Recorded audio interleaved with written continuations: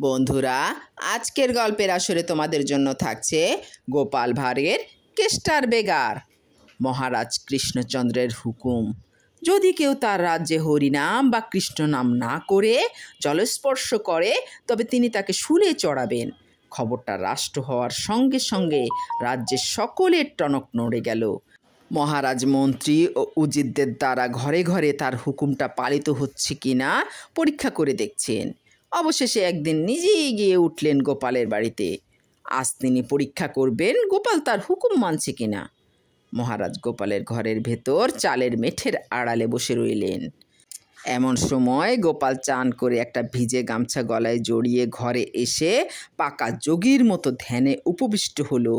অমনি দরজার কাছে তার স্ত্রী এসে হাঁকতে শুরু করলো, কি হলো গো, ভাত যে মাছিতে খেয়ে গেল, তাড়াতাড়ি এসে খাও গো।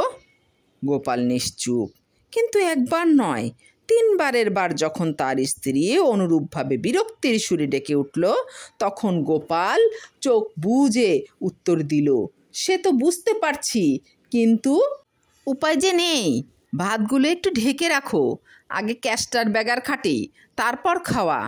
একটু পরে গোপাল উঠে পড়ল। সেই ফাঁকে চুপি চুপি মহারাজও গোপালের নীতিনিষ্ঠায় সন্তুষ্ট হয়ে রাজসভায় চলে এলেন।